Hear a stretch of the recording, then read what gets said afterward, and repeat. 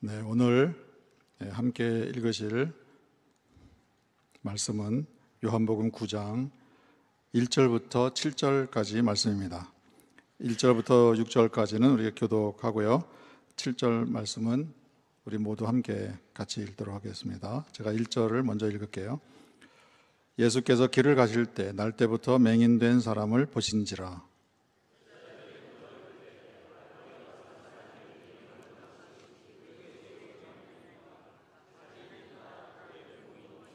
예수께서 대답하시되 이 사람이나 그 부모의 죄로 인한 것이 아니라 그에게서 하나님이 하시는 일을 나타내고자 하심이라.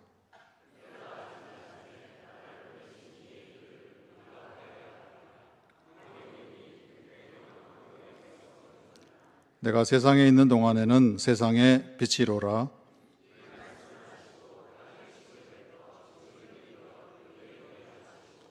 이르시되 실로암 못에 가서 씻으라 하시니, 실로암은 번역하면 보냄을 받았다는 뜻이라. 이에 가서 씻고 밝은 눈으로 왔더라. 아멘.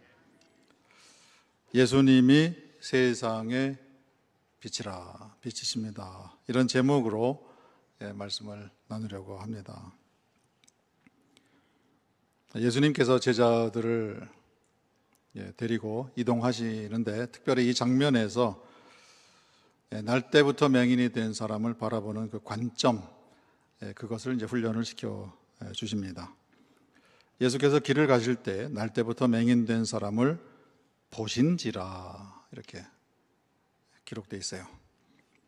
예수님이 만약에 그냥 걸어가셨으면은 제자들도 아무런 관심을 또는 그곳에 날 때부터 소경 맹인이었는 사람이 있는지조차도 쳐다보지도 않고 아마 지나갔지 않았을까요? 예수님이 가던 길을 멈추시고 물끄러미 이제 바라보시면서 제자들의 시선을 이제 그리로 다 모으신 거죠. 그러니까 제자들도 예수님과 같이 바라본 거예요. 예수님께서 다 의도가 있으신 거죠. 날 때부터 맹인된 사람을 바라봤을 때 제자들의 마음속에 무슨 생각이 올라오는지 그 훈련을 이제 시켜주신 거예요. 아닌 게 아니라 제자들도 그 맹인을 보고 예수님께 질문을 던집니다. 그 질문이 이거예요. 이 사람이 맹인으로 난 것이 누구의 죄 때문입니까? 본인의 죄 때문입니까? 아니면 그 부모의 죄 때문입니까?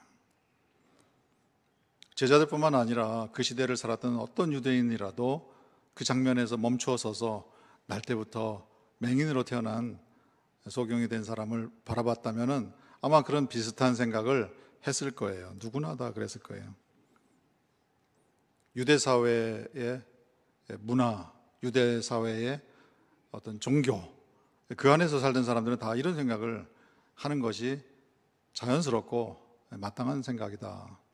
또 모범생의 질문이다, 이렇게 다들 생각했을 것 같아요. 그러나 예수님이 이 맹인을 바라보는 그 관점은, 그 시선은 완전히 다른 것이었습니다. 그것을 이제 제자들에게 훈련을 시키는 거예요. 제자들의 어떤 시선을 바꿔주거나 관점을 조정하도록 도와주시거나 또는 새로운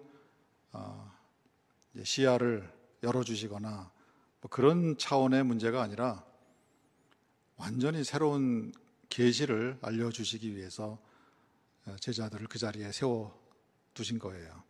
단지 날 때부터 맹인이었던 그 사람을 치료해서 눈뜨게 해주는 기적을 행하시는 것이라면 이렇게까지 하지 않으셨을 건데, 예수님께서 이 맹인을 통해서 놀라운 새로운 계시를, 깊은 영적인 깨우침을 제자들에게 알려주시고 또 오늘 우리에게 알려주시기 위해서 이 기회를 활용하신 것을 우리가 볼 수 있습니다.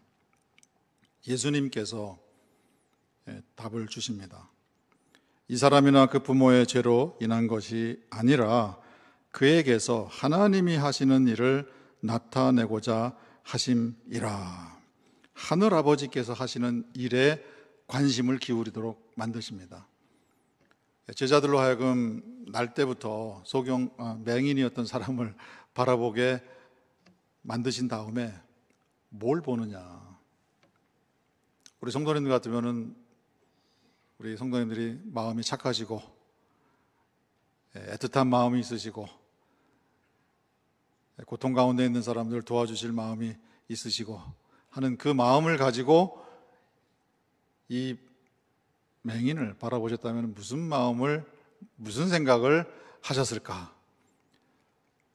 이 사람은 구걸하는 사람이었었어요. 지나가는 사람들에게 도움을 좀 요청하는.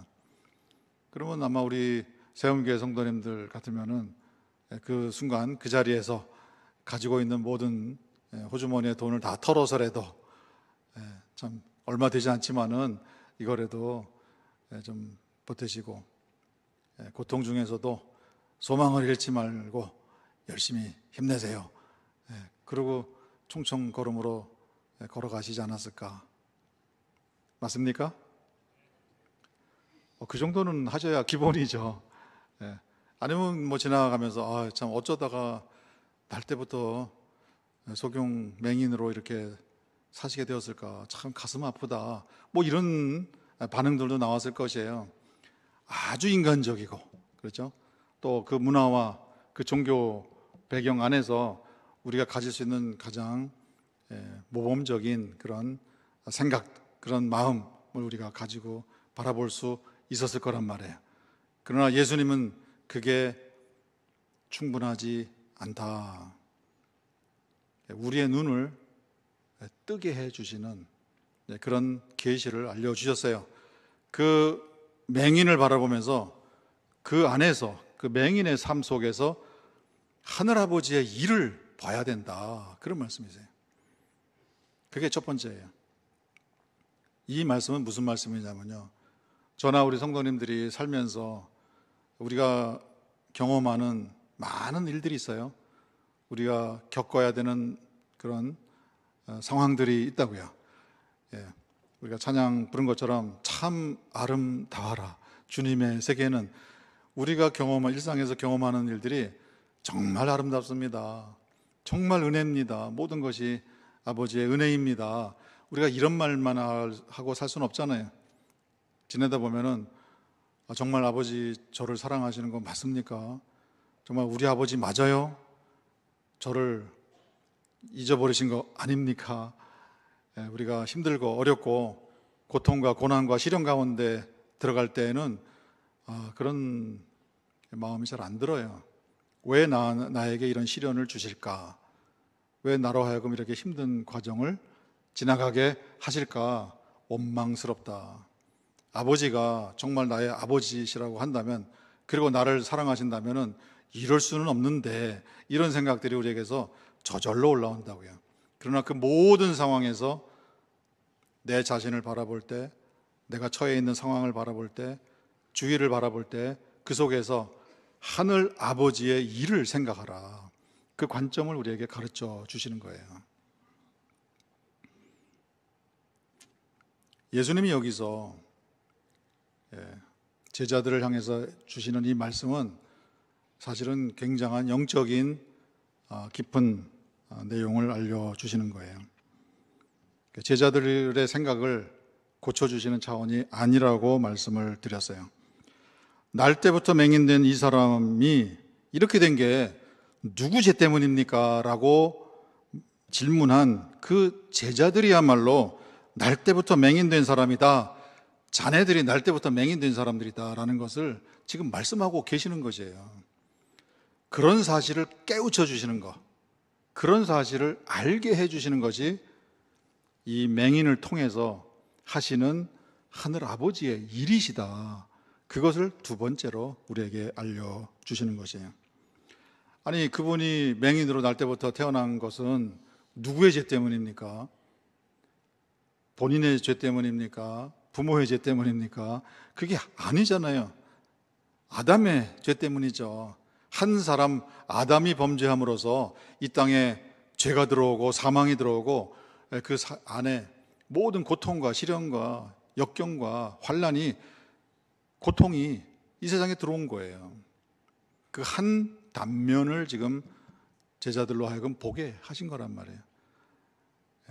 참 아름다운 세상이 다 깨져서, 저나 우리 성도님들도 이 세상을 지나가시는 과정에 우리가 슬픔을 겪기도 하고 아픔을 겪기도 하고 정말 답답하고 억울하고 비통한 그런 일들을 우리가 경험할 수밖에 없단 말이에요.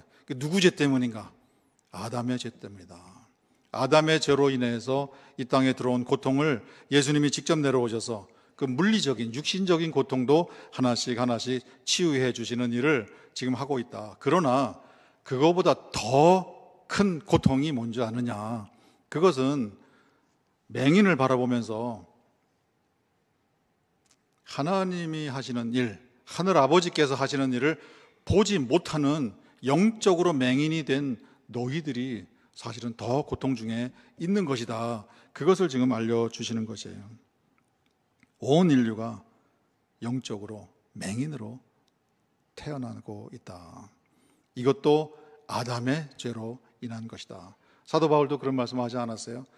내가 모태에서부터 죄 가운데, 죄 중에 태어났나이다.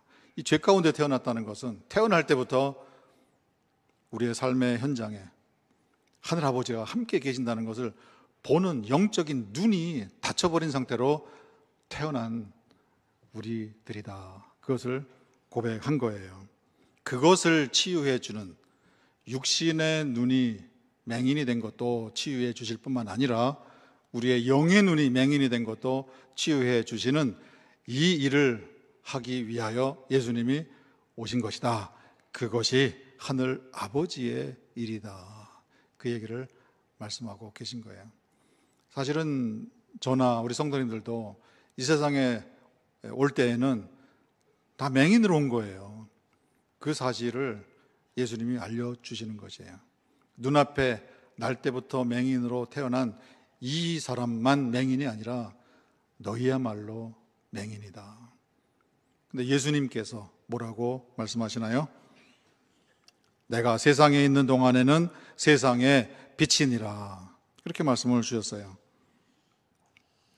때가 아직 낮임에 나를 보내신 이 일을 우리가 하여야 하리라. 밤이 오리니 그때는 아무도 일할 수 없느니라. 육신의 이런 고통을 치유하는 것도 어느 때가 되면은 더 이상 할 수 없는 때가 옵니다. 그는 세상의 종말을 의미하게 되겠죠. 그때가 이제 밤이 오는 거예요. 역사의 종말, 인류의 종말이 올 때 그때는 더 이상 영적인 눈을 뜨게 하는 그 일도 거기서 종료가 되는 거예요. 모든 것이 종료되는 그 시점이 오게 된다. 그때까지는 육신의 고통도 치유할 뿐만 아니라 영으로 우리의 눈이 감기고 영으로 우리의 귀가 닫혔고 영으로 우리의 가슴이 무뎌진 그것을 예수님께서 치유해 주시기 위해서 우리의 영의 눈이 뜨고 우리의 영으로 이전에 듣지 못했던 것을 듣고 보지 못했던 것을 보고 이전에 느끼지 못했던 것을 느끼고 하는 영으로 살아있는 사람으로 만들어 주시기 위해서, 치유해 주시기 위해서 예수님께서 오신 거예요. 내가 그 일을 위하여 왔노라. 그것이 하늘 아버지의 일이니라. 그렇게 말씀해 주신 것이에요. 앞을 보지 못하는 이 맹인의 세계는 암흑이죠. 캄캄하죠. 눈을 못 뜨는데 어떻게 그 세계가 밝을 수가 있어요? 예수님께서 그 맹인의 고통을 치유해 주셨습니다. 빛이 그의 삶에 들어왔어요. 마찬가지로 영적으로 맹인으로 태어나 하늘아버지를 알아보지 못하는 그런 세계도 암흑이에요. 암흑이에요. 우리도 한때는 암흑 속에, 영적으로 암흑 속에 살던 그런 사람들이었다. 그렇기 때문에 예수님이 예루살렘에 처음 올라가셨어요. 아기로 정결 예식으로 처음 올라가셨을 때 예루살렘에서 아기 예수를 만났던 시므온과 안나 이런 분들이 뭐라고 외칩니까? 흑암에 앉은 백성이 큰 빛을 보았다. 이 흑암이라는 게 뭐예요? 흑암에 앉은 백성이라는 것은 모두가 다 영으로 깜깜한 칠흑같이 어둠 속에서 아무것도 보지 못하는 맹인 상태로 있는 사람들에게 드디어 큰 빛이 비쳤다. 이들의 눈을 뜨게 하는 일이 이제는 일어났구나. 그것을 이제 외친 거예요. 예수님이 그것을 확인하는 말씀을 여기서 선포해 주셨어요. 내가 세상에 있는 동안에는 세상의 빛이니라. 아멘. 우리 성도님들이 예수님 안에서 우리의 눈이 열린 거예요. 우리 귀가 열린 거예요. 그리고 우리의 입이 열린 거예요. 우리 가슴이 열려지게 된 거예요. 그래서 이제까지 우리가 보지 못하던 것을 보고, 이제까지 우리가 듣지 못했던 것을 듣고, 이제까지 우리가 느끼지 못한 것을 느끼고 살아가는 사람으로, 살아있는 사람으로 우리가 변화가 일어나게 된 것이죠. 오직 예수님만이 우리에게 그런 영적인 맹인 상태를 벗어나게 해주는, 예수님만이 그 치유의 능력이 우리에게 있음을 예수님께서 이렇게 멋지게 선포해 주셨어요. 제자들이 눈을 뜨게 되었고, 초대교회 모든 성도들이 눈을 뜨게 되었고, 오늘 이 시대에 저와 우리 성도님들이 눈을 뜬 사람으로 이 세상을 살아가는 영광의 자리에 우리를 불러주셨어요.